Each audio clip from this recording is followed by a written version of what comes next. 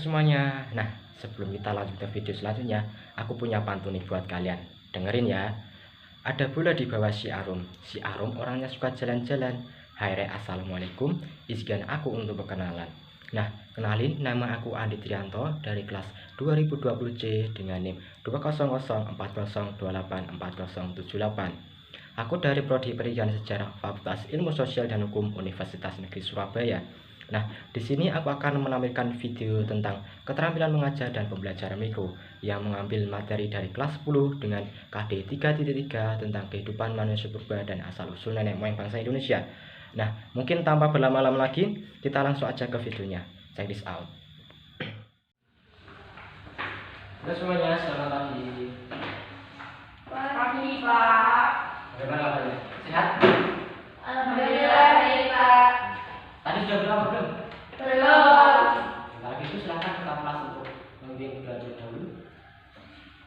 Untuk memulai pembelajaran hari ini, berdoa mulai.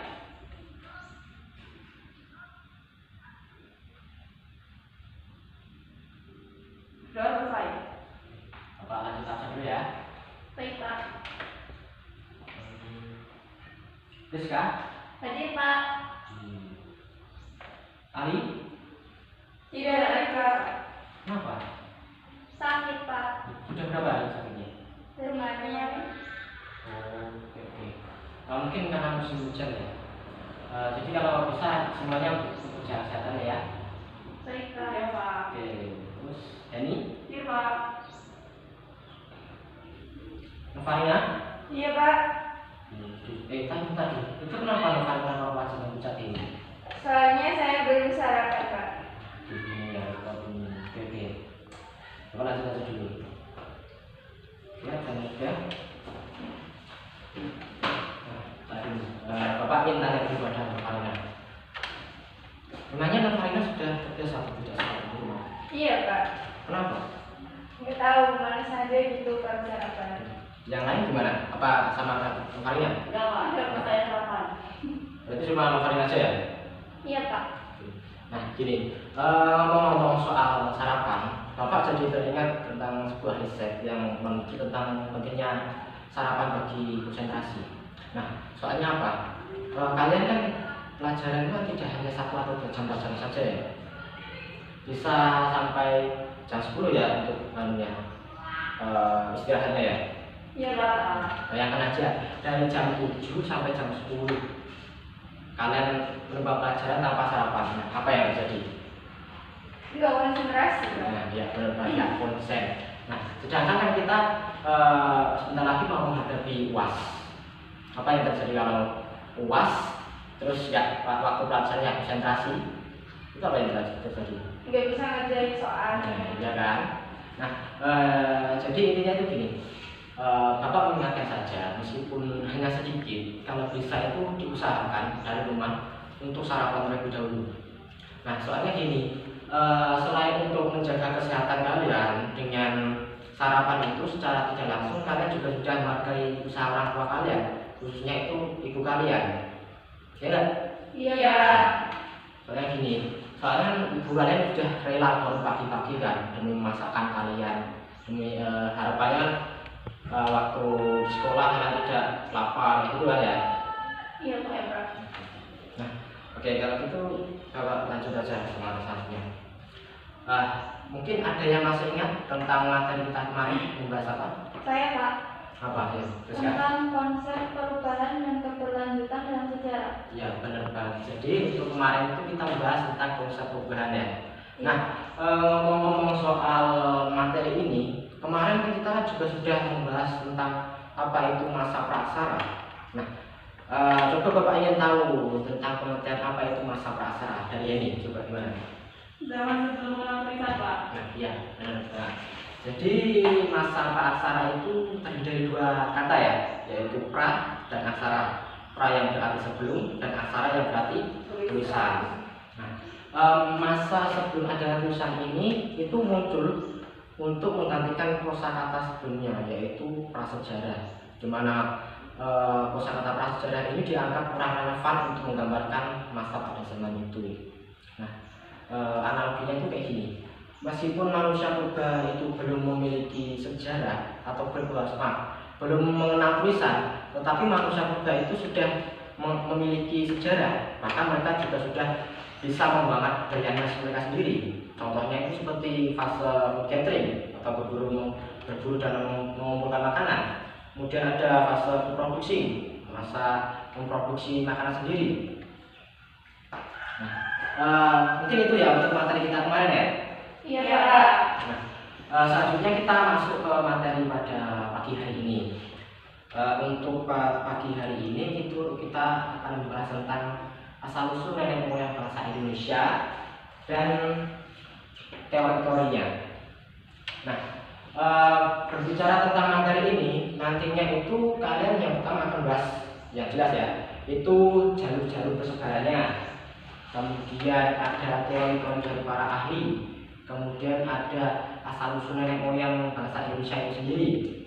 Nah, dari ketiga ini harapannya dan manfaatnya itu kalian bisa mengerti apa itu jalur, di mana saja jalur persebarannya, terus apa saja teori-teorinya, kemudian juga dari mana nenek moyang bangsa Indonesia itu berasal.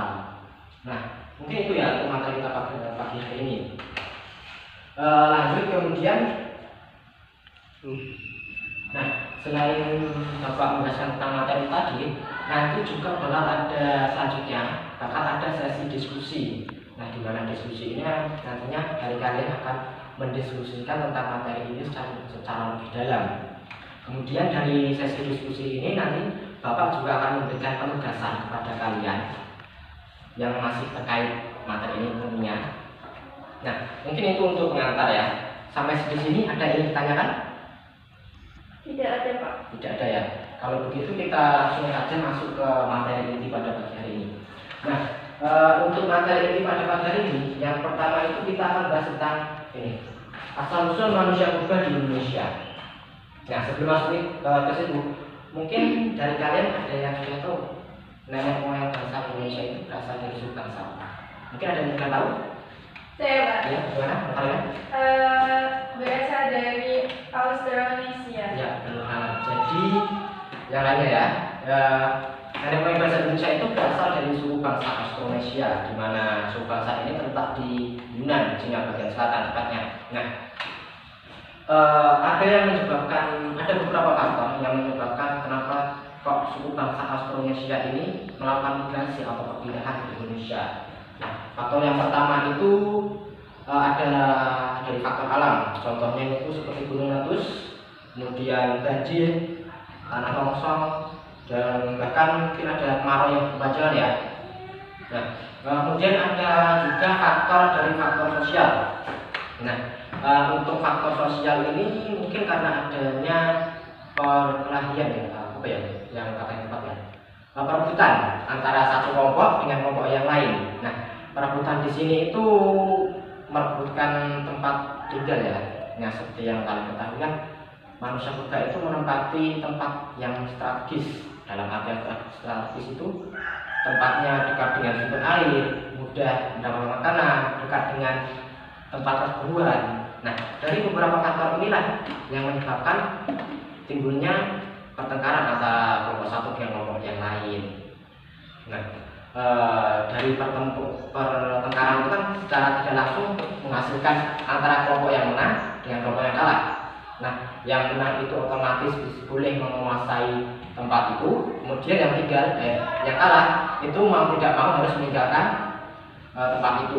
Nah, hal inilah yang mendasari kenapa manusia purba bisa sampai ke Indonesia, dan hal ini juga yang mendasari kenapa manusia purba itu bisa disebut sebagai manusia yang suka hidup berpindah-pindah atau hidup nomaden. Nah, kemudian selanjutnya itu masuk ke gelombang persebaran manusia purba di Indonesia, di mana gelombang ini terbagi menjadi dua, yaitu gelombang Proto Melayu atau Melayu tua, kemudian juga ada gelombang Jotro Melayu. Nah, yang pertama itu gelombang Proto Melayu. Untuk gelombang ini itu terjadi pada tahun 2000 tahun sebelum Masehi. Lama banget ya? Iya, Pak. Mungkin kalian juga belum lahir ya sama sebelum Bapak. Mungkin itu ya. Iya. Ada sebelum 2000 tahun yang lalu. Nah, untuk jalur persebarannya, Deuteronomi Melayu ini terbagi menjadi dua, yaitu jalur barat dan jalur timur. Di mana untuk jalur barat ini yang pertama itu yang maksudnya dari Yunan. Yunan letaknya di sini. Kemudian ke bawah menuju ke Semenanjung Malaya. Kemudian lanjut ke Sumatera. Nah, dari Sumatera ini bisa langsung ke Jawa atau ke Kalimantan. Baru masuk ke Nusa Tenggara. Nah, mungkin dari kalian bisa tanya, kenapa kok dari Sumatera itu bisa langsung ke Jawa atau Kalimantan? Nah, jadi gini. Dulu itu antara Jawa, Sumatera dan Kalimantan itu merupakan satu kepulauan atau satu daratan yang utuh. Tetapi karena adanya akibat dari es yang mencair di Antartika, itu membanjiri daerah yang rendah, dataran rendah di sini. Jadi sini itu awalnya dataran rendah, karena ada akibat es yang mencair, jadi terputus-putus pulaunya ya. Nah, untuk alat kebudayaannya ini di jalur barat itu meliputi kapak persegi. Nah, untuk contohnya seperti ini. Nah, seperti ini. Untuk kapak persegi contohnya seperti ini. Kalian bisa melihat ya kenapa kok dinamakan kapak persegi. Ya, memang karena bentuknya persegi ya. Iya, Pak. Nah, ini bisa kalian lihat, bisa kalian cermati.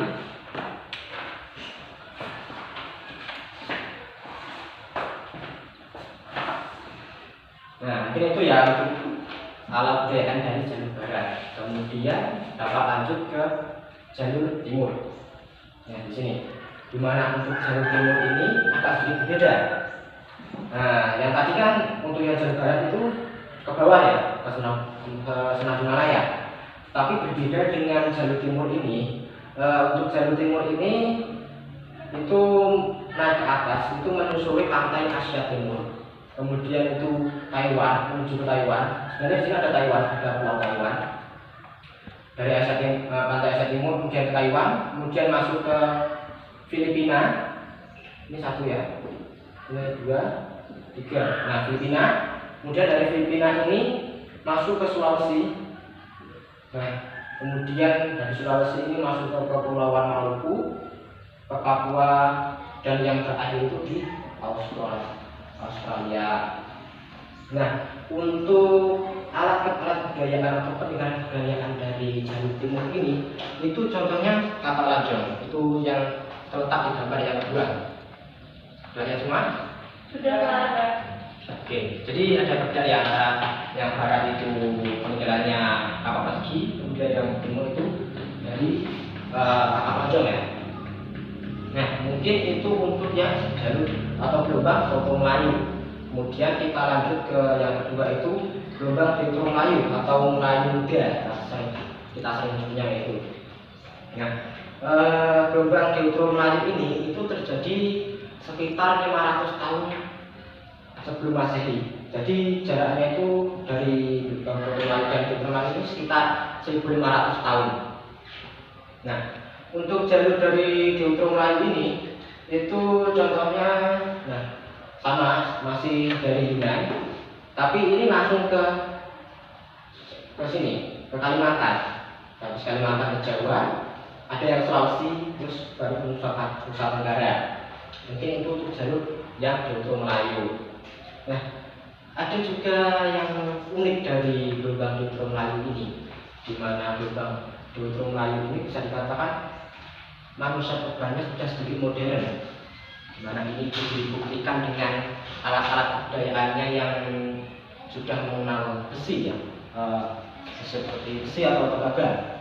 Untuk alat kebudayaannya itu contohnya seperti kapak corong, terus mekara, terus ada manik-manik atau perhiasan ya, yang biasanya itu dilakukan. Nah, selain itu juga masyarakat Deuteronomi Melayu itu juga bisa dikatakan masyarakat itu sudah terbuka, dalam artian mereka menerima perubahan. Nah, hal inilah yang mendasari kenapa masyarakat Deuteronomi Melayu ini lebih mendominasi ketimbang masyarakat Proto Melayu atau dengan Proto Melayu. Nah, mungkin itu jalur persebarannya ya. Sampai di sini ada yang ditanyakan sebelum masuk ke materi selanjutnya? Tidak, Pak. Tidak ada. Tidak. Oke, kalau gitu kita Bapak langsung aja ya ke materi selanjutnya, yaitu teori asal usul nenek moyang bangsa Indonesia.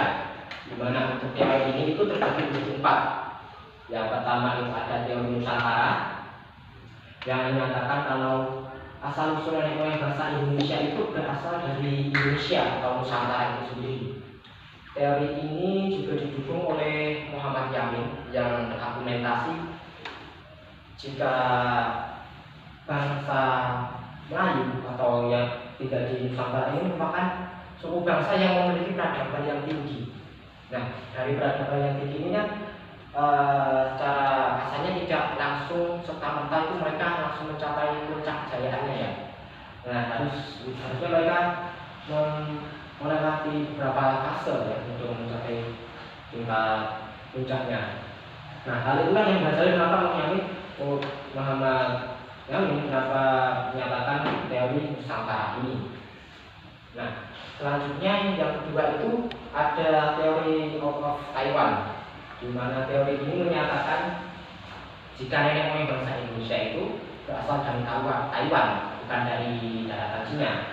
Di mana teori ini didukung oleh Tumeng Simanjuntak yang menyatakan dengan pendekatan linguistiknya.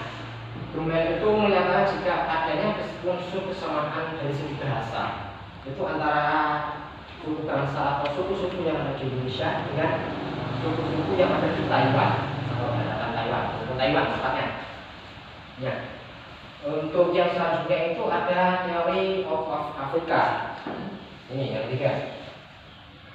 Untuk teori of Africa ini menyatakan jika nenek moyang manusia modern itu berasal dari Afrika. Nah, di mana teori ini tuh didasari dari adanya metode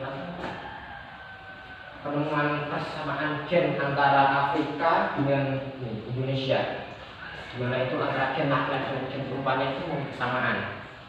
Nah, ada juga beberapa orang yang mendukung teori Afrika ini, di mana mereka menyatakan adanya kesamaan dari kapak tua yang ditemukan di Indonesia. Kemudian juga ada yang kesamaan dengan kapak tua yang ada di Taiwan ini. Nah, itu yang ketiga, Kemudian kita masuk ke teori yang terakhir, yaitu teori of Yunan. Nah, mungkin untuk teori of Yunan ini untuk jalur persebarannya seperti yang Bapak jelaskan tadi ya, ada 2 lubang. Nah, teori ini atau teori Yunan ini itu menyatakan jika nenek moyang bangsa Indonesia itu berasal dari Yunan, lebih tepatnya itu Cina bagian selatan ya. Ini didasari karena pendapat dari Muhammad Ali yang menyatakan jika nenek moyang bangsa Indonesia atau orang-orang Mongol itu yang terdesak karena akibat adanya peperangan itu mereka melakukan migrasi atau persebaran di seluruh dunia, tidak termasuk ke Nusantara. Nah, mungkin itu untuk teori-teorinya. Sampai di sini ada yang ditanyakan? Tidak. Nah, berhubung waktunya sudah menipis, mungkin kita lanjutkan ke sesi selanjutnya, yaitu sesi diskusi. Nah, untuk sesi diskusi ini nantinya kalian silahkan membentuk kelompok yang masing-masing anggotanya itu 2 orang. Tapi sebenarnya ini cuma ada 3 ya. Berarti nanti salah satu orang ya kelompoknya ya. Iya, Pak. Oke. Kemudian nanti untuk peraturannya nanti Bapak akan memberikan soal pada kalian. Nanti soalnya itu cuma terdiri dari 2 soal aja. Soalnya kalau lebih dari itu nanti takutnya waktunya tidak cukup. Nah, kemudian dari soal itu kalian silakan berdiskusi menentukan jawaban yang kalian rasa paling tepat. Kemudian untuk waktu diskusinya Bapak batasi hanya cukup 15 menit saja, cukup ya, 15 menit. Cukup, Pak. Oke. Kemudian setelah sesi diskusi usai, nantinya dari setiap kelompok itu kalian akan maju ke depan presentasi. Nah, ada ribet untuk ngomong soal presentasi ini. Nanti Bapak juga akan memberikan ribet atau penghargaan kepada kelompok dengan presentasi terbaik, di mana untuk kelompok yang terbaik ini nantinya akan mendapatkan nilai lebih, khususnya untuk nilai tambah kalian saat ujian kenaikan kelas. Nah, mungkin itu untuk peraturannya. Untuk soalnya,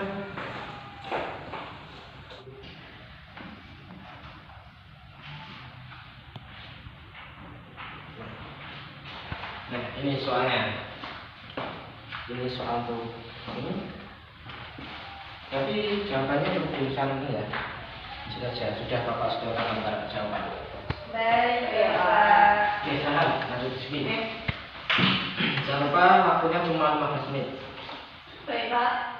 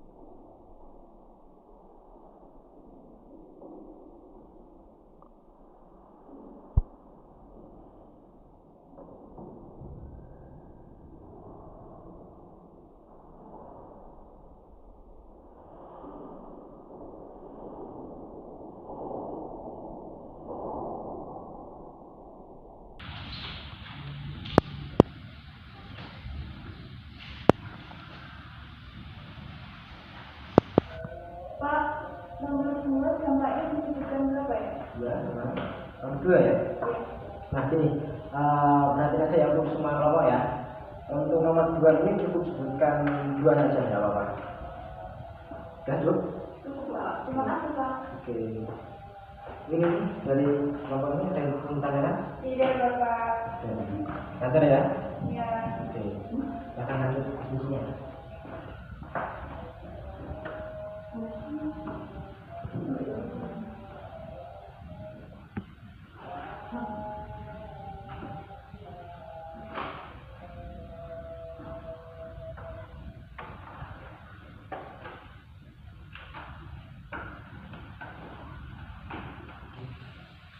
Bagaimana sudah? Sudah, Bapak. Oke, itu mungkin dari 2 kelompok ini ada yang mau presentasi tertentu tanpa Bapak tunjuk. Bagaimana? Mungkin bisa diurut saja, Pak, sesuai Oke, ikut kelompok. aja ya. Gimana? Kelompok 1 ya? Siap, Pak. Oke, silakan.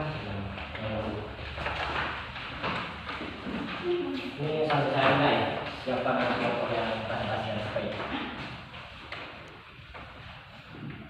Assalamualaikum warahmatullahi wabarakatuh. Waalaikumsalam warahmatullahi wabarakatuh. Kami dari kelompok 1 akan mempresentasikan hasil dari diskusi kami. Yang pertama tentang teori tentang asal-usul nenek moyang bahasa Indonesia. Maaf saya. Bisa intonasinya di kelapa sedikit. Iya, Pak. Bisa diulangi saya awal. Yang pertama tentang teori asal-usul nenek moyang bahasa Indonesia serta berikan alasannya. Kelompok kami memilih tentang teori Nusantara. Alasannya ini didasarkan pada banyak fosil manusia purba yang ditemukan di Indonesia. Contohnya seperti Pithecanthropus erectus di Trinil, penemuan fosil Pithecanthropus paleocephalikus di lembah Sungai Bengawan Solo, dan penemuan Pithecanthropus mosaicus di Mojokerto. Dari penemuan-penemuan ini menjadi dasar yang kuat bagi kelompok kami kalau manusia purba itu berasal dari Indonesia. Selanjutnya akan dijelaskan oleh teman saya. Baik, untuk pertanyaan selanjutnya adalah sebutkan dampak dari manusia purba setelah mengenal api. Yang pertama, manusia purba mulai beralih ke masa food producing karena api merupakan alat yang digunakan untuk memasak makanan.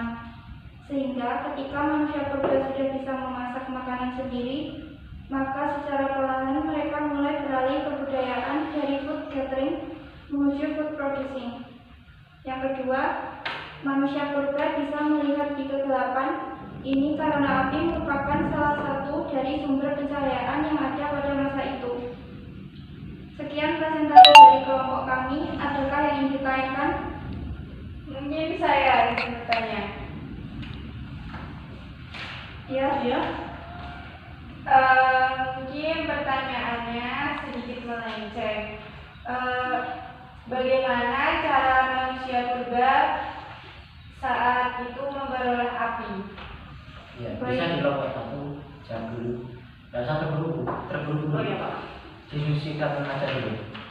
Baik, kami diskusikan terlebih dahulu ya. Baik. Sambil menunggu mungkin dari kelompok dua ada yang ditanyakan lagi. Sudah Bapak. Oke.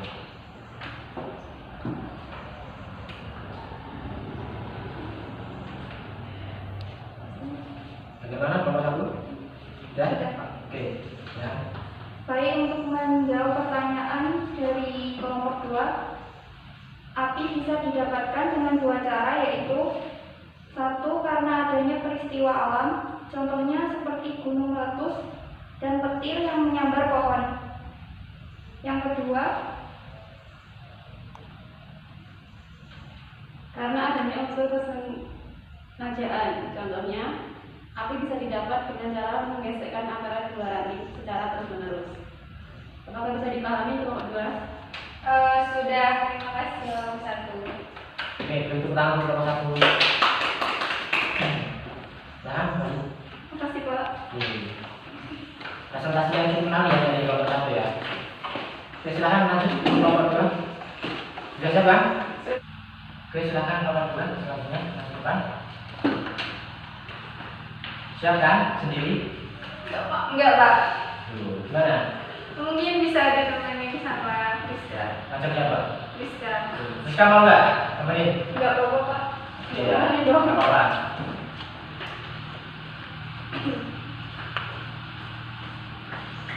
Jadi sebelumnya, Assalamualaikum warahmatullahi wabarakatuh. Kami dari kelompok 2 akan mempresentasikan hasil diskusi kelompok kami.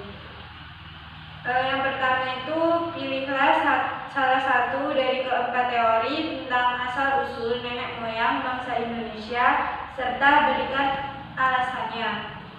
Menurut kelompok kami memilih teori Yunan karena teori Yunan didukung dengan adanya bukti-bukti yang sudah ada seperti jalur persebaran, baik itu jalur barat maupun jalur timur. Kemudian adanya penemuan alat-alat kebudayaan yang dihasilkan di jalur persebaran itu merupakan bukti yang kuat jika manusia purba itu berasal dari Yunan. Yang kedua, sebutkan dampak dari manusia purba setelah mengenal api. Menurut kelompok kami, terjadinya pembagian tugas di mana setelah adanya penemuan api ini, tugas dari wanita dalam satu kelompok manusia purba itu menjadi bertambah. Yang wanita menjaga api, sedangkan laki-lakinya bertugas untuk berburu. Selanjutnya menjadi alat pelindung diri. Api juga bisa digunakan untuk mempertahankan diri dari serangan hewan-hewan liar di malam hari. Dengan adanya api, manusia purba setidaknya mempunyai senjata yang ditakuti oleh hewan-hewan tersebut. Mungkin itu saja dari kelompok kami. Jika ada pertanyaan, dipersilakan. Tidak ada. Tidak ada? Ya. Oke, silahkan boleh ditutup. Mungkin jika tidak ada, kami tutup. Assalamualaikum warahmatullahi wabarakatuh. Waalaikumsalam. Itu kenal sama. Oke. Jadi ininya antara dari dua kelompok tadi presentasinya sudah cukup bagus ya. Itu tangan untuk diri. Nah, gini, ngomong-ngomong soal tadi, Bapak ingin memberikan tambahan sedikit saja. Contohnya ini, untuk yang nomor 1, Tadi kan dari kelompok 1 itu menjawabnya memilih teori Nusantara. Iya. Teori Nusantara. Nah, di mana teori Nusantara ini menyatakan jika nilai bahasa Indonesia itu berasal dari Indonesia itu sendiri. Nah, sedangkan dari kelompok 1 tadi itu memilih teori Nusantara dengan pembuktiannya itu memilih atau menjawab dengan argumen jika fosil-fosil yang ditemukan di Nusantara contoh seperti yang di Trinil dan sebagainya itu bisa diartikan sebagai manusia purba itu sudah tidak di Indonesia. Nah, mungkin dapat tanya balik saja kepada kelompok 1. Nah, gini, apa mungkin jika fosil yang ditemukan di suatu tempat itu sudah menandakan jika fosil itu merupakan atau orang yang pernah hidup itu merupakan pernah tinggal di situ? Tidak, belum tentu Pak. Tentu ya. Nah, jadi seperti itu. Mungkin untuk pemilihan teorinya itu tidak masalah menurut saya, tapi untuk argumentasinya itu atau penguatnya dari teori ini. Nah, soalnya gini, tidak semua kan yang fosil-fosil yang ditemukan di Trinil dan sebagainya itu bisa dikatakan sebagai manusia purba yang benar-benar tinggal atau berasal dari Indonesia. Bisa saja mereka itu merupakan fosil yang ditemukan dari manusia purba yang sudah bermigrasi dari tempat lain. Nah, mungkin itu untuk yang nomor 1. Kemudian untuk yang nomor 2, ini untuk semua kelompok ya. Gini, tadi kan juga sudah ada yang menyebutkan dampak dari manusia purba setelah mengenal api itu, salah satu dampaknya itu manusia purba beralih dari fase food producing ke food gathering ke food producing. Nah, dari penemuan itu kan bisa dicermati lagi. Contohnya gini, setelah manusia purba itu berpindah dari food gathering ke food producing, itu kan secara tidak langsung mereka sudah bisa mengolah makanan sendiri. Dalam artian makanannya ini setelah dimasak dengan api itu bisa dikatakan lebih lunak ketimbang makanan sebelum dimasak. Nah, hal inilah yang mendasari kenapa fisik manusia purba itu bisa dikatakan berubah ya dari setelah mengenal api ini. Contohnya begini, tadi kan juga sudah dikatakan jika setelah mengenal api makanannya jadi lunak, berbeda dengan sebelum mengenal api. Dimana yang sebelum mengenal api itu makanan keras, terus masih mentah dan lain sebagainya itu menyebabkan rahang dari manusia purba itu bisa dikatakan sedikit menonjol ya, seperti ya seperti gambar-gambar yang ada di internet itu kan rahangnya sedikit menonjol ya. Iya. Nah, kemudian itu rahangnya itu juga penuh otot, kemudian itu akibat dari makanan mereka yang masih mentah. Nah, kemudian setelah mengenal api ini makanan yang jadi lebih lunak. Nah, akibatnya cara kerja atau proses yang mereka di rahang ini itu menjadi lebih, bisa dikatakan lebih ringan ya. Nah, hal yang mendasari kenapa rahang kita sekarang ini menjadi lebih ramping ketimbang manusia purba yang dulu. Nah, mungkin itu. Tapi intinya dari kelompok tadi bagus semua. Kemudian untuk yang tadi kan Bapak juga sudah menjelaskan tentang apa itu kelompok yang dengan presentasi terbaik. Bagaimana ya? Soalnya dari dua kelompok ini bagus-bagus semua. Tapi berarti ya harus milih salah satu ya. Mungkin untuk presentasi terbaik itu Bapak pilih dari kelompok 2 ya. Meskipun kelompok 2 itu hanya sendiri, mengerjakannya sendiri, tetapi bisa dikatakan jawabannya atau argumentasi dari kelompok 2 ini sudah cukup mewakili. Nah, mungkin itu. Untuk bintangnya nanti setelah selesai bahasa bisa jawab Bapak ya. Baik, Bapak, terima kasih. Mungkin itu. Masih ada beberapa waktu dari selesai diskusi ini. Mungkin selanjutnya untuk mengisi waktu yang luang sebelum kita berlanjut jam, mungkin Bapak ingin tanya dulu pada kalian, ingin memperdalam materi saja, ingin memperdalam materi. Nah, tadi kan Bapak sudah menjelaskan tentang gelombang atau jalur persebaran manusia purba yang ada di Indonesia, di mana jalurnya itu terbagi menjadi dua, yaitu Proto Melayu dan Proto Melayu. Yang Proto Melayu ini terbagi menjadi dua jalur, yaitu jalur barat dan jalur timur. Nah, mungkin ada yang masih ingat untuk jalur barat ini melewati mana saja? Saya Bapak. Ya, bagaimana? Maju ke depan berani ya? Nggak usah. Di sini aja Pak. Oke, ya Bapak saya nanya ya gimana? Dari jalur barat itu dari Semenanjung Himalaya, terus Sumatera, 1, 2, terus Jawa, Kalimantan, ya, dan Nusa Tenggara. Nah, sudah bagus, tapi mungkin tadi agak kelewatan ya. Tadi itu memberikan yang pertama itu dari Sumatera ya. Tapi yang awalnya itu atau dasarnya itu manusia purba berasal dari Yunan, dari Cina Selatan, daerah sini. Jadi mungkin Farina? Bisa Bapak. Oke. Nah, itu tadi untuk yang jalur persebarannya. Mungkin Farina bisa sebutkan untuk alat-alat budayanya.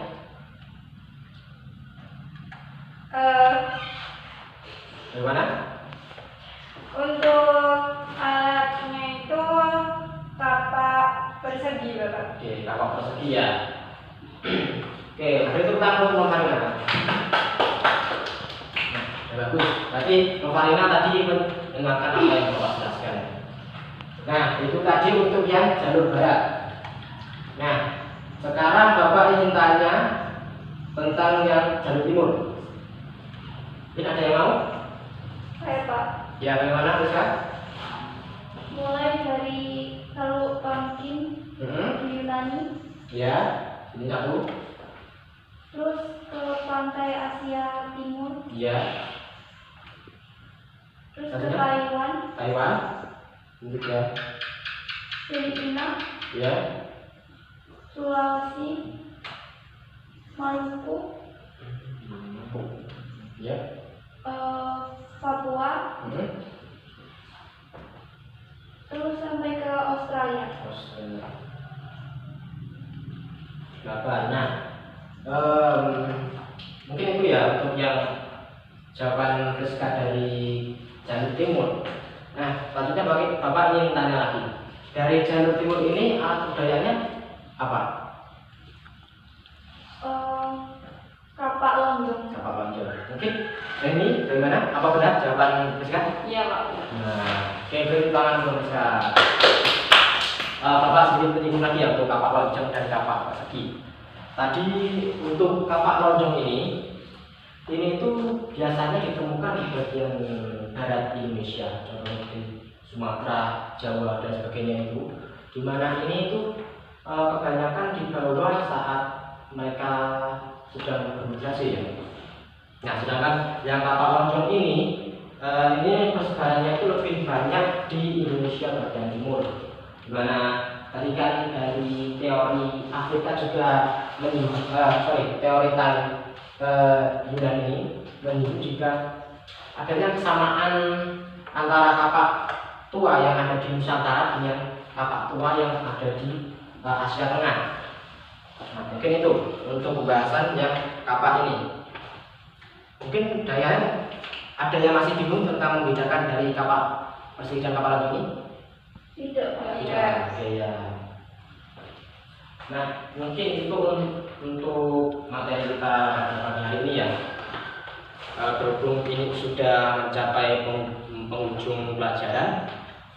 Nah, mungkin kita cukup saja. Oh ya, dari materi tadi kan Bapak juga sudah menjelaskan tentang beberapa materi yang saya lihat baru ya buat kalian ya. Iya Pak.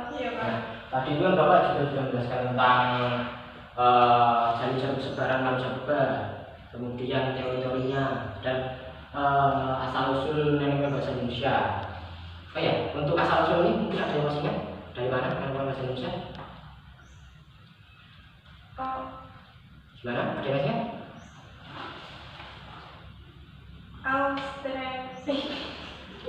Ya, Austronesia. Ya, begitu ya. Oke, mungkin untuk materi selanjutnya nanti masih akan melanjutkan tentang materi ini, tapi berbeda bahasa, yaitu lebih berpusat kepada jenis-jenis manusia purba yang ada di Indonesia beserta peninggalan kebudayaannya. Nah, mungkin itu. Kemudian mungkin itu untuk materi kita pada kali ini. Sebelum Bapak tutup, mungkin ada yang ingin tanya lagi? Mungkin saya, Pak. Ya, bagaimana? Saya masih bingung cara membedakannya antara Proto Melayu sama Deutero Melayu itu bagaimana ya, Pak? Cara mudah membedakannya. Oke, ya mungkin untuk secara jelasnya ya, antara perbedaan antara Deutero Melayu dan Proto Melayu itu terletak pada masa atau gelombang datangnya. Yang pertama itu untuk Proto Melayu itu lebih tua, itu sekitar 2000 tahun sebelum Masehi, sedangkan yang Deutero Melayu ini itu bisa dikatakan lebih muda. Ada jarak 1500 tahun, yaitu yang Deutero Melayu ini 500 tahun sebelum Masehi untuk waktu kedatangannya ke Indonesia. Ya, mungkin itu dari Ana, ada yang ditanya lagi? Sudah, Bapak. Terima kasih. Oke. Mungkin yang lain sebelum Bapak tutup? Ada? Bagaimana? Saya, Pak. Ya, bisa gimana? Saya masih bingung sama membedakan 4 teori tersebut. Teori. Oh, bagian ini ya? Iya. Ya, mungkin cara membedakannya secara keseluruhan dari keempat teori ini bisa diambil diringkas dari kedatangannya. Ini kan antara teori argumentasi dari teori yang namanya sudah kelihatan ya, jika teori Nusantara ini berasal dari Nusantara, kemudian teori Taiwan ini berasal dari Taiwan, begitu juga dengan Afrika dan Yunan. Nah, mungkin itu. Sekaligus juga untuk yang membedakan lagi, mungkin yang mengemukakan ya, terus dari setiap argumentasinya itu setiap yang mematkan argumentasinya juga memiliki perbedaan antara satu teori dan yang lain. Mungkin itu. Gimana, sudah cukup jawab? Sudah, Pak. Terima kasih, Pak, jawabannya. Mungkin ada yang tanya lagi? Ini mungkin? Saya, Pak. Ya, bagaimana? Jalur sebaran Deutero Melayu itu bagaimana ya, Pak? Yang ini, Deutero Melayu ini? Ya. Oke. Oh iya, tadi belum ada ya. Penjelasan ya. Iya. Jadi ini, untuk Deutero Melayu ini, jika Proto Melayu itu terbagi menjadi dua, untuk Deutero Melayu ini cukup menjadi satu, yaitu yang pertama ya masih dari Yunan, tapi jika dari jalur barat dan timur itu menuju Sunda Himalaya, tapi untuk yang Deutero Melayu ini mereka langsung ke sini, kemudian masuk ke Kalimantan, kemudian masuk ke Jawa, habis itu baru menyebar ke Indonesia bagian timur. Nah, mungkin itu untuk yang Deutero Melayu. Mungkin ada tanya lagi? Tidak, Pak. Oke, cukup ya. Oke. Itu Bapak tutup aja ya. Iya, Pak. Oke. Mungkin itu untuk pelajaran kita pada pagi hari ini. Jika ada kurang lebihnya, Bapak mohon maaf. Wassalamualaikum warahmatullahi wabarakatuh. Waalaikumsalam warahmatullahi wabarakatuh. Itu tadi video keterampilan mengajar dan pembelajaran mikro yang membahas tentang kehidupan manusia purba dan asal-usul nenek moyang bangsa Indonesia. Nah, terima kasih sudah menonton sampai akhir dan jangan lupa tunggu video-video selanjutnya. See you.